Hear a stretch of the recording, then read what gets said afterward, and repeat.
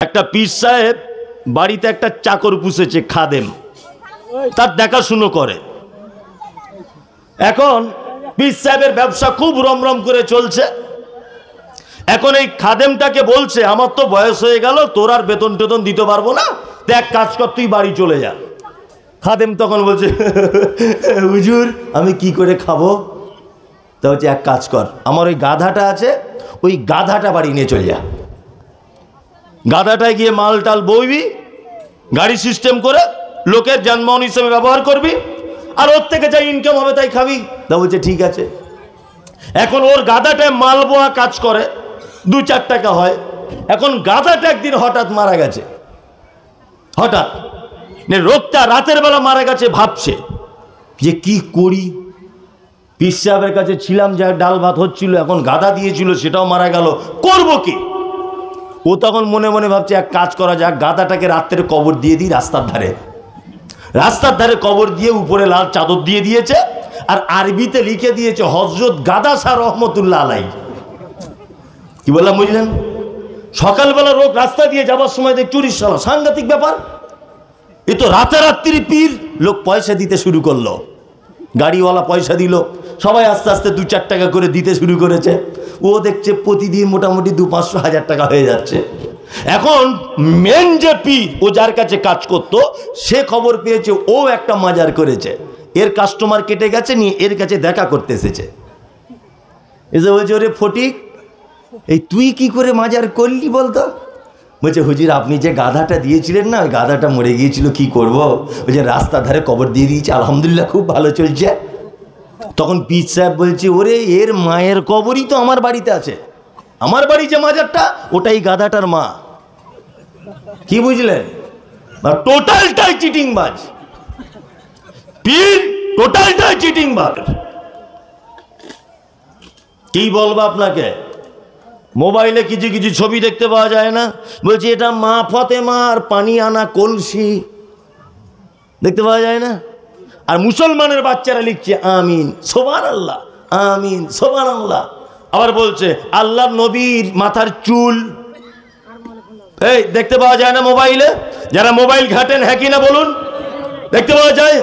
তোমার কোন বাপের ক্যামেরা থেকে নবীর চুল উঠেছে বলো? এই বিয়াদব, ক্যামেরা আবিষ্কার হয়েছে কবে? তুমি এই ছবি পোস্ট করতে গেলে মিথ্যুক। ক্যামেরাই তো আবিষ্কার হয়েছে আজ থেকে 50 বছর আগে। আল্লাহর নবীর জামার ফটো কে তুললো? মদিনার মিউজিয়ামে মুহাম্মদ সাল্লাল্লাহু আলাইহি ওয়াসাল্লামের ব্যবহারকৃত কোনো জিনিস নেই ওখানে। আমি একা যাইনি, 40 জন লোক, তার ভিতরে এখানে একটা ছেলে আছে, আমার সঙ্গে গিয়েছিল। এই মঞ্জুর কই? বাইরে গেল। এখানে একটা ছেলে আমার সঙ্গে গিয়েছিল এবারে ওমরা করতে।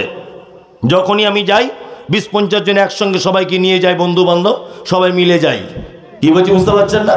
এবং আমার নিজস্ব একটা ট্রাভেলস আছে, সহি সুন্নাহ ট্যুর অ্যান্ড ট্রাভেলস, হজ ওমরার জন্যে। যাই হোক, তা আমরা গেলাম ওখানে, গোটা মক্কা মদিনা মিউজিয়ামে তন্ন তন্ন করে খুঁজে দেখলাম, এক জায়গাতেও খাদিজার কম্বল নাই, ফতেমার হাঁড়ি নাই, আল্লাহর নবীর জামা নাই। আরে বিয়াদব, মোবাইলে পোস্ট করে বলছে যে এটা আল্লাহর নবীর জামা ব্যবহার করতেন এইটা। আর মুসলমানের ছেলে কিচ্ছু বোঝে না, ইসলামের জ্ঞান নেই, নিচেই লিখছে আমিন। সাধারণ জ্ঞানটুকুও নেই, হ্যাঁ, কমন সেন্স নাই যে কোথায় আমিন আর সুবহানাল্লাহ বলতে হয়। ধর্মীয় ব্যাপারে মিথ্যুক আছে, তবে এই সমস্ত মিথ্যুকদের চেনা বড় মুশকিল, খুব মুশকিল। কারণ বড় পাঞ্জাবি পরে থাকে, তো কি করে বুঝবেন? বড় পাঞ্জাবি পরে থাকে, মাথায় টুপি, আবার দাড়িও আছে, বুঝবেন কি করে? ধর্মের নামে ভণ্ডামি চলছে গোটা সমাজ জুড়ে, চলছে না? চলছে। আল্লাহ সুবহানাহু ওয়া তাআলা তারপরে আবার বলছেন কি, অদ্দুলাউ তুদহিনু ফায়ুদহিনুন। নবী, মক্কার মুশরিকেরা চাইছে যে আপনি একটু নরম হয়ে যান, তাহলে তারাও নরম হয়ে যাবে, তাহলে আপনাকে আর হিজরত করে মদিনায় যাওয়া লাগবে না। এই যে 360টা দেবদেবীর পূজা করছিল আবু জেহেল, আবু লাহাব, উতবা, সাইবা। ওরা বলতে চাইছে মোহাম্মদ তুমি তোমার ধর্মটা করো না, ফালতু আমাদের এইসব দেবদেবীর ব্যাপারে বলতে আসছো কেন? কেন? আল্লাহ তাআলা বলছেন নবী আপনি যদি একটু নরম হয়ে যান, ওরা চাইছে তাহলে ওরাও একটু নরম হয়ে যাবে, ব্যাপারটা কোনো অসুবিধার হবে না। কিন্তু কখনোই আপনি এই কথায় নরম হতে যাবেন না। হক হক, বাতিল বাতিল। হকের সঙ্গে বাতিলের কোনো আপোষ হবে না। কোনো ব্যাপারে হক আর বাতিল আপোষ করা যাবে না। আল্লাহু আকবার। কত যে হক আর বাতিল। মুসলমান লজ্জা লাগছে এগুলো, লজ্জা। সমাজে একটা স্লোগান চলছে না, ধর্ম যার যার উৎসব সবার, চলছে না? এটা কিন্তু মৌলভী সাহেবরা স্লোগান দেয়নি, স্কুলের মাস্টার দেয়নি, প্রফেসর কিন্তু এই স্লোগান প্রথমে আবিষ্কার করেনি। এই স্লোগান আবিষ্কার করেছে রাজনৈতিক কিছু নেতারা। ধর্ম যার যার, উৎসব সবার। দুটো কথার একটা ঠিক, ধর্ম যার যার এটা ঠিক, কারণ আল্লাহ এই ব্যাপারে বলছেন লাকুম দীনুকুম ওয়ালিয়া দীন, যার ধর্ম তার কাছে, এটা ঠিক। উৎসব বলছে সবার, বলছে না সবার। আল্লাহু আকবার। এই সবার বলতে গিয়ে মুসলমান রাজনৈতিক নেতা দেখছি দেবদেবীর পূজা হচ্ছে। আপনি তো একটা অন্য ধর্মের মানুষ, আপনি কেন রাজনীতি করেন বলে ধর্মটাকে রাজনীতির সঙ্গে জড়িয়ে দিলেন? মুসলমানের বাচ্চা গিয়ে দেখছি ফিতে কাটছে, কপালে লাল সিঁদুর পড়ে, দেখতে পাচ্ছেন সোশ্যাল মিডিয়াতে এগুলো। হ্যাঁ, আল্লাহু আকবার। মানুষ বিক্রি হয় হয়, এত সহজে অল্প টাকাতে বিক্রি হয়? বিক্রি হলেও অন্তত একটু বেশি টাকাতে হয়। আল্লাহ সুবহানাহু ওয়া তাআলা তারপরে আবার কথা বলছেন। কি বলছেন? আল্লাহ তাআলা বলছেন ওয়ালা তুতি কুল্লা হাল্লাফিম মাহিন। যারা কথায় কথায় কসম করে, আল্লাহর কসম, মায়ের কসম, নানির কসম, তার মানে ও হচ্ছে পাক্কা মিথ্যুক। কসম মানুষ করে কখন? মিথ্যা কথা সত্যই পরিণত করার জন্যে একাধিক কসম করতে হয়, তাই না? আল্লাহ নবীকে বলছেন যারা কথায় কথায় আল্লাহর কসম, মায়ের কসম, নানির কসম, চাচির কসম, আল্লাহ নবীকে বলছেন নবী আপনি এদের সঙ্গে মিশবেন না, আমরাও মিশব না ইনশাল্লাহ, ইনশাল্লাহ।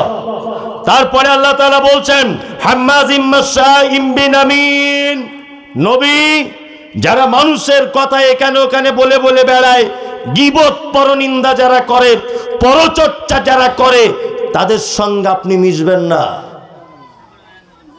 কি বলছি বুঝতে পারছেন? পৃথিবীতে কয়েকটা পাপ আছে, এই পাপের ক্ষমা চাওয়া বড় মুশকিল, ক্ষমা পাওয়া বড় মুশকিল।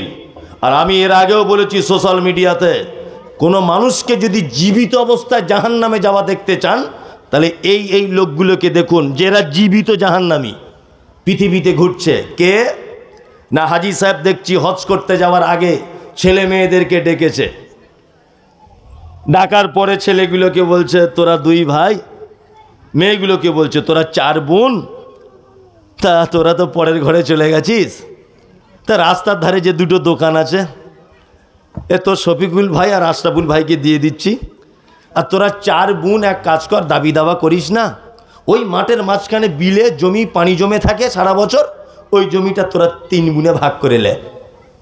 কি বলছি বুঝতে পারছেন না? এরকম হাজী সাহেব দেখতে পাওয়া যায়, যায় অনেক। তা আমি মনে মনে ভাবি এ যা জমি ভাগ করেছে প্লেন ভেঙে যাওয়ার কথা, এ যে সিস্টেমে জমি ভাগ করেছে প্লেন তো ফাঁকা আসমানে ভেঙে যাবার কথা, কিন্তু অন্য হাজী সাহেবরা ছিল ওই জন্য ভাঙেনি। আশ্চর্য ব্যাপার। বাপকে ডাক্তার বাড়ি যাওয়ার নাম করে বুড়া বয়সে টিপ দিয়ে বুনেদের ফাঁকি দিয়ে জমি লিখে নিয়েছে, ওই লোকটাকে আবার দেখছি তসবি নিয়ে ঘুরছে, সুবহানাল্লাহ সুবহানাল্লাহ সুবহানাল্লাহ। ফেরেশতারা ঠিক এইরকম বাঁশ নিয়ে রেডি হয়ে আছে। কি বলছি বুঝতে পারছেন না? 3.5 হাত কবর, 4.5 হাত বাঁশ। মানে এলেই শুরু হয়ে যাবে। ও জীবিত জাহান্নামী লোক, এত বড় দাড়ি, মাথা থেকে টুপি খোলে না, তসবিহ হাত থেকে খোলে না, বড় পাঞ্জাবি, মনে হয় রাস্তার ধুলো ঝাড়ু দিচ্ছে, অথচ বুনেদের জমিগুলো সব চুরি করে লিখে নিয়েছে। ও পাক্কা জাহান্নামী লোক, ও জ্যান্ত থাকা অবস্থায় জাহান্নামী। কি বলছি বুঝতে পারছেন না? এরকম লোক আপনাদের মালদাতে নেই, আমাদের দিকে আছে। আপনাদের দিকে আছে? আপনাদের দিকেও আছে? আবার বলছে আমরা আহলে হাদিস, তাই না? আবার বলছে আমি আহলে হাদিস। মানুষের চরিত্র কি? জমির আল কেটে ধনুকের মতো করে দিয়েছে। এরকম আল বুঝেন তো? জমির আল কেটে ধনুকের মতো বেঁকিয়ে দিয়েছে। ওই লোকটাই মসজিদে এসে বলছে, এই কাতার ঠিক করো না তো আল্লাহ অন্তর বেঁকিয়ে দিবে, কাতার সোজা করো না তো নামাজ হবে না। অথচ ওই চাচাই জমির আল কেটে আল বেঁকিয়ে দিয়ে চলে এসছে মসজিদে। ফেরেশতারা খুঁজছে না একে? খুঁজছে কি খুঁজছে না? যে তুই একবার আয় তো কি করি দেখ। কথা বাস্তব বলছি না অবাস্তব? অনেক বাপেরা আছে সব সম্পত্তি বেটিদের ফাঁকি দিয়ে বেটাদের লিখে দিয়েছে। আর একটা সমাজে ঘটনা ঘটছে বলছি, তিনটে ছেলে দেখে না, একটা ছেলে দেখে, ছোট ছেলেটা খাওয়া দাওয়া দেয়। তা বলছে ছোট ছেলেটা, ওরা তো কেউ দেখে না, ওই জন্য 10 কাটা ছোট ছেলেকে বেশি দিয়েছে। এই তুমি বেশি দিয়ে গেলে কেন? তোমার তো বেশি দেওয়ার রাইট নেই। বলছে ওই তিনটে ছেলে যে দেখে না, ও দেখে না পিতামাতার অবাধ্য হবার পাপ ওর আমলনামাতে জড়ো হচ্ছে, পিতামাতার সঙ্গে অসৎ ব্যবহার করার গুনাহ ওর আমলনামাতে জড়ো হচ্ছে। তুমি কেন একটা ছেলেকে 10 কাটা বেশি দিতে গেলে? এ রাইট তোমার নেই। এ রাইট আছে? নেই। একটা বেটাকেও চুল পরিমাণ আপনি এদিক ওদিক করতে পারবেন না। আপনি জমি লিখতে গেলেন কেন? বেঁচে থাকা অবস্থায় এই ভণ্ডামি কেন করতে গেলেন? আপনার উচিত ছিল যে এই যে খাতা কলম দলিলপত্র সব থাকলো, আমি মরে যাব, তোরা যেটা হবে কোনো একটা ভালো লোকের কাছে আইন জেনে ভালো করে দেখে তোরা ভাগ করে নিবি, আমি এ ঝামেলায় নেই। কি বলছি বুঝতে পারছেন না? এরকম লোক সমাজে খুঁজে পাওয়া যায় কি যায় না? যায়। চলুন, এই যে পাপগুলোর কথা বললাম, এ পাপ ক্ষমা হবে না, এটা বান্দার সঙ্গে জড়িত পাপ। আর একটা পাপ আছে পৃথিবীতে ক্ষমা হয় না, তার নাম গীবত, পরনিন্দা।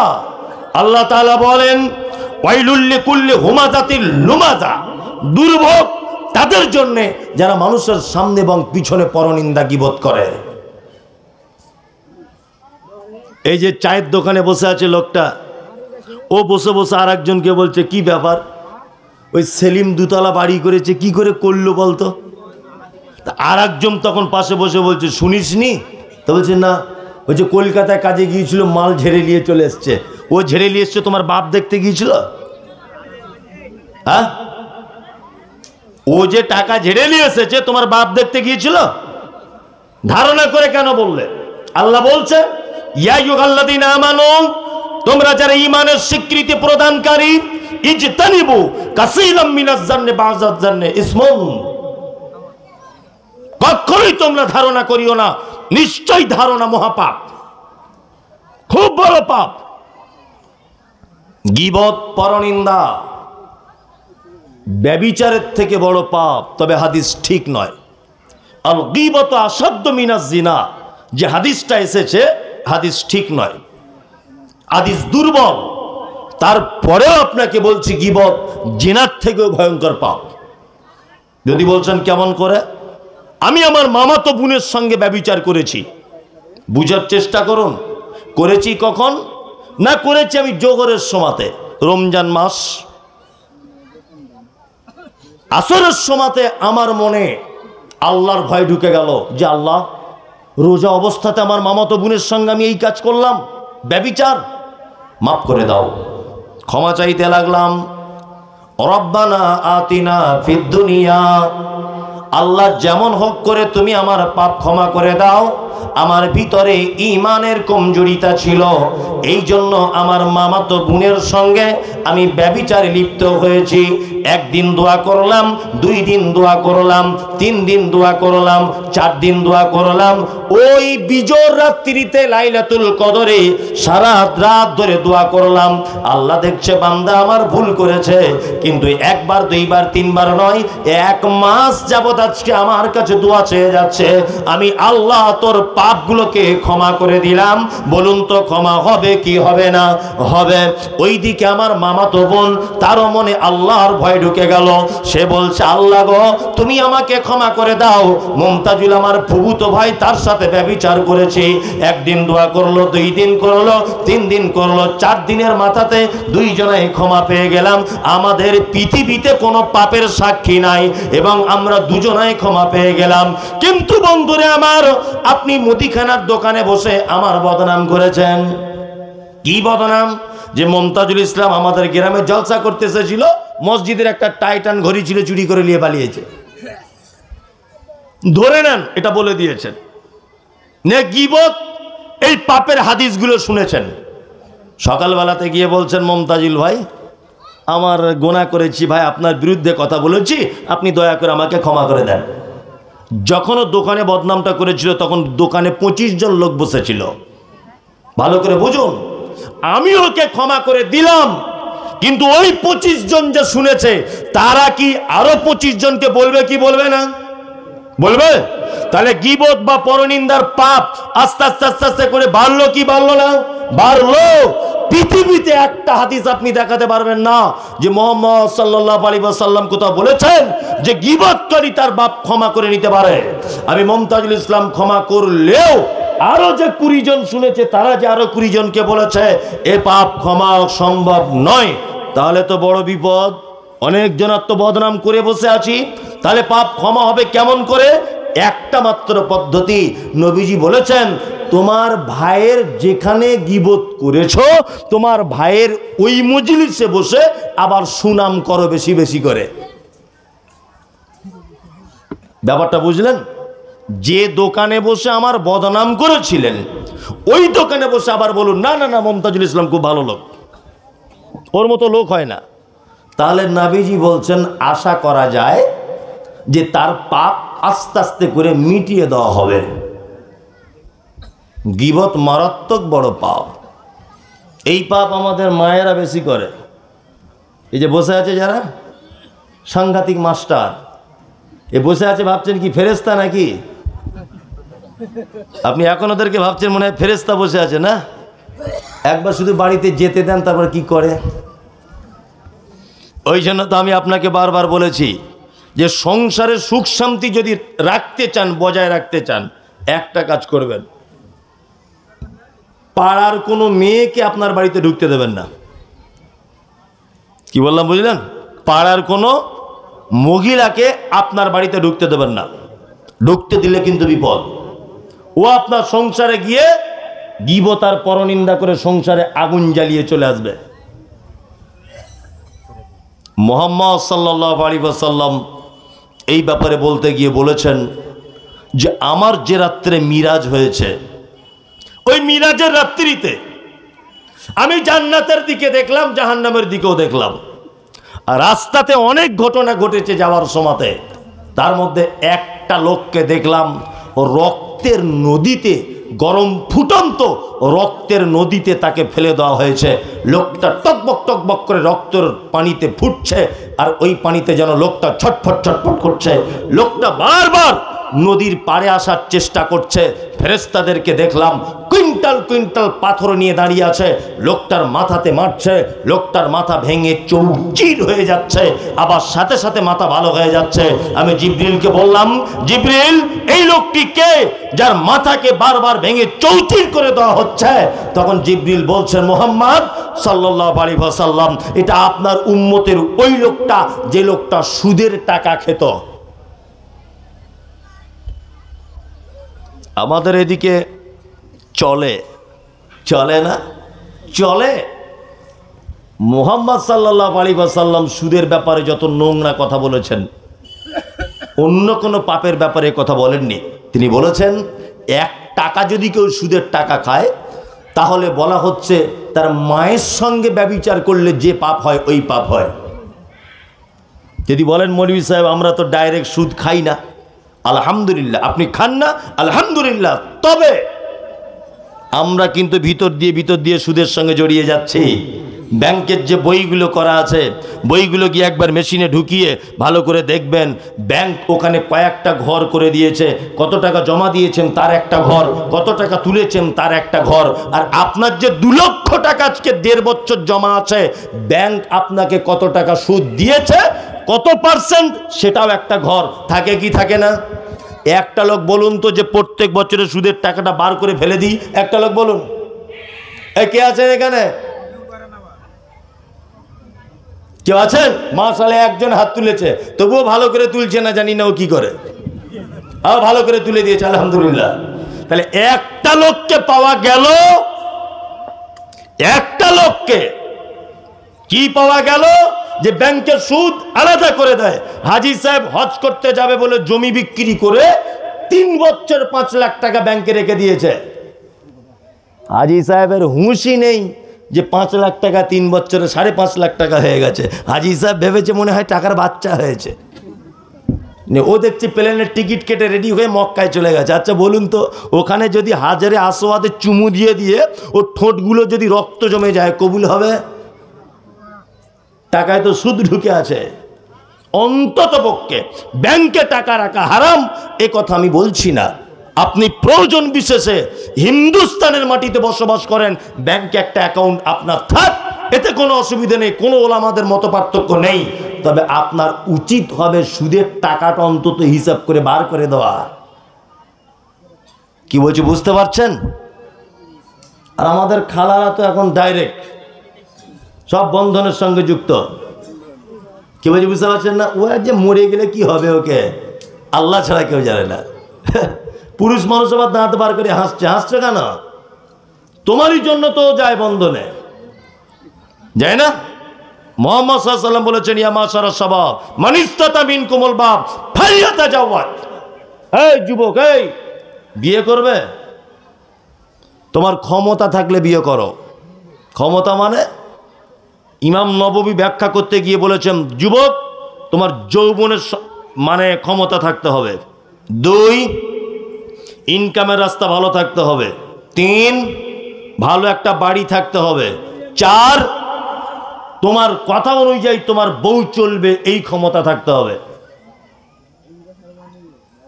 পয়সা করি কিছু নাই, বিয়ে করে বসে আছে, 4 দিনের মাথায় খেটে খেতে কিছু দিতে পারে না, বলছে বন্দরে 50,000 লোন আন, ওই মেদিনীপুরে ফেরি করতে যাব, ব্যবসায় যাব। কি বলছি বুঝতে পারছেন না? আর ও দেখছে আমার আব্বা গরিব মানুষ, সংসার টেকাতে হবে, আব্বা মা দিতে পারছে না, ও বাধ্য হয়ে ভ্যানাটি ব্যাগ কাঁধে নিয়ে ওই বন্ধনের স্যারেদের পিছনে ঘুরছে। কি বলছি বুঝতে পারছেন না? ওকে তো এই কারণে তোমার সঙ্গে বিবাহ দেওয়া হয়নি, তুমি ওকে বিয়ে করেছো, ওর 3টে মাত্র কাজ। কটা কাজ? 3টা। 1, ও পেটে বাচ্চা ধারণ করবে। 2, রাত দিন দুপুর যখন ইচ্ছা, তুমি যখনই চাইবে তখনই তোমার যৌবনের সুখ শান্তি ওকে দিতে হবে।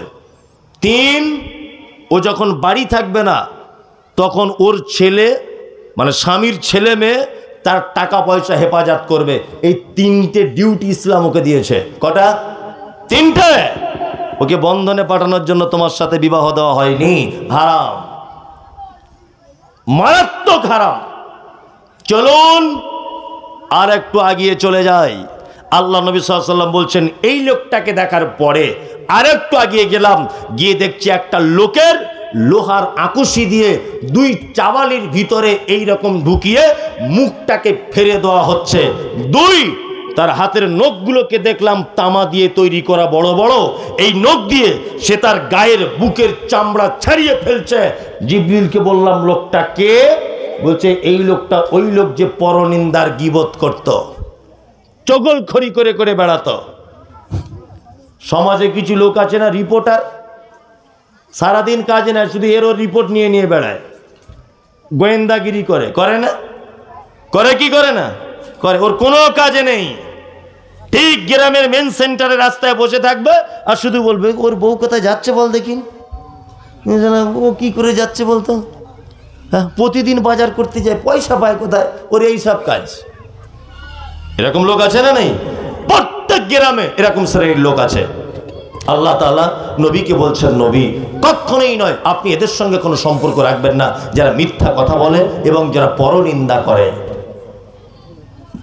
আল্লাহ তাআলা তারপর আবার বলছেন, মান্নাইল লিল খাইরি মুতাদিন আসিম, নবী যারা ভালো কাজ করার ব্যাপারে বাধা প্রদান করে আপনি তাদের সঙ্গে সম্পর্ক রাখবেন না। দেখবেন সমাজের এক শ্রেণীর মানুষ আছে যারা প্রত্যেক ভালো কাজের পিছনে তারা গিয়ে বেড় লাগিয়ে দিবে, আছে না নেই?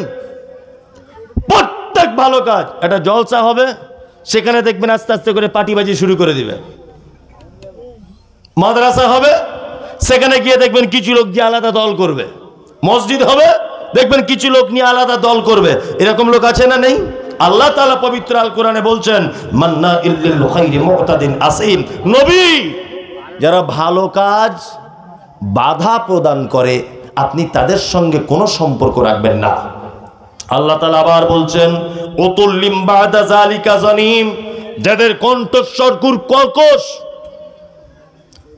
মুখের যাদের ভাষা খারাপ, আপনি তাদের সঙ্গে সম্পর্ক করবেন না। আল্লাহ তারপরে আবার বলছেন, আনকানা জামালি ওয়া বানিন, তাদের মুখের ভাষা এই কারণে খারাপ হয়, তারা এই কারণে কথায় কথায় কসম করে, এই কারণে তারা লোকের উপরে জুলুম করে, কারণ তাদের মাল আর সম্পদ বেশি আছে দুনিয়াতে। এই কারণে কিছু মানুষ আছে না পৃথিবীতে টাকা পয়সার গরম দেখায়, আছে কি আছে না? আগে আন্ডার প্যান্ট পরে ঘুরতো, কেউ চিন্তক না।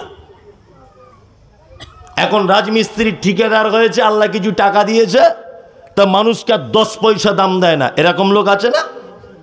এমন বেহায়া পোশাক পরে ঘুরছে, কেরালাতে কাজ করে চেড়া লুঙ্গি পরে বাড়ি এসছে, মানে কি ছিনু আর কি হনু, বুঝতে পারছেন না? আল্লাহ বলছেন ওদের মুখের ভাষা খারাপ হয় কেন, ওরা রাগী হয় কেন, ওরা বারে বারে কসম করে কেন, ওরা মিথ্যা প্রতিশ্রুতি দেয় কেন? এই কারণে দেয় যে ওদের ধন সম্পদের জোর আছে। তাই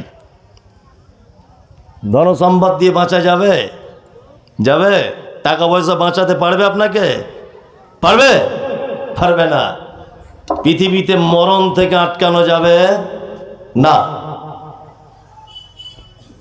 বাংলাদেশে, ভারতবর্ষের বাংলার, পশ্চিম বাংলার বাঘ ছিলেন কমরেড জ্যোতিবাবু, বামফ্রন্টের নাম শুনেছেন তাই না? আপনাদের দিনাজপুরে মনে হয় বাড়ি প্রিয়রঞ্জন দাস মুন্সি, নাম শুনেছেন?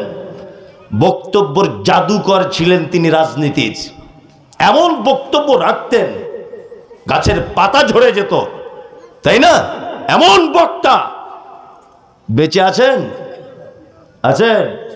জ্যোতিবাবু যার হুঙ্কারে বাঘে আর ছাগলে এক ঘাটে পানি পান করেছে, বেঁচে আছে?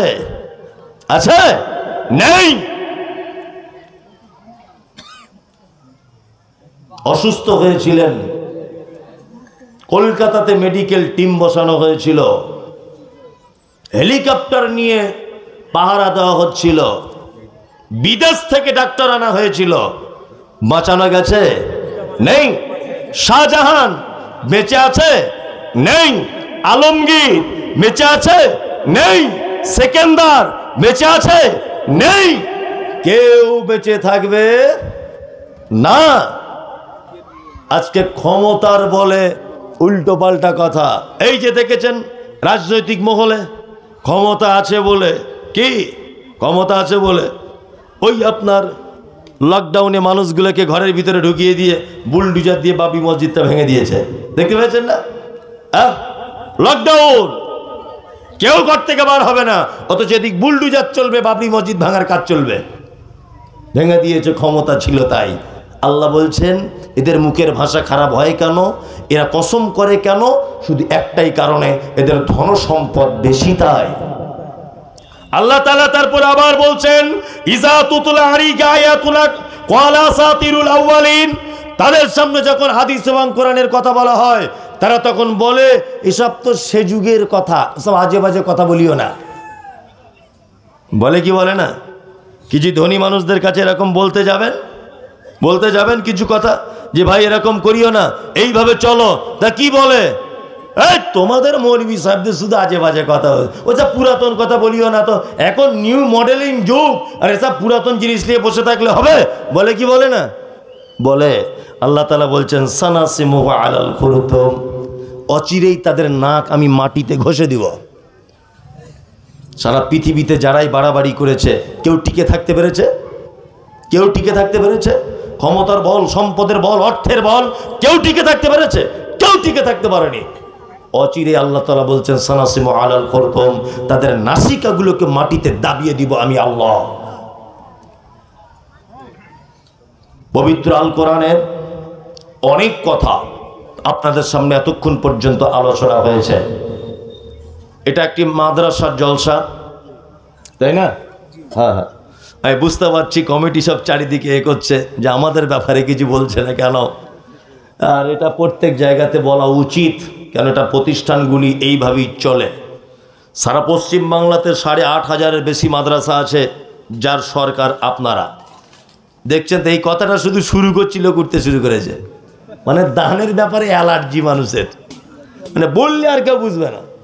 আর রাত্রি এখন বাজে 12:30, অনেক রাত হয়েছে, তাই না? বিনীত অনুরোধ, চলে যাচ্ছেন যখন একটা কথা শুনে যান, আপনার পকেটের 10টা টাকা যদি থাকে তাহলে এই গরিব মাদ্রাসায় দিয়ে যান। চলেই যখন যাচ্ছেন 10টা টাকা যদি পকেটে থাকে ওই টাকাটা এখানে দিয়ে যান। এটা আপনার কাছে অনুরোধ, আমার মায়েদের কাছে অনুরোধ, আঁচলে বেঁধা টাকা, হাঁস মুরগি বিক্রি করা টাকা যদি কিছু থাকে দেন।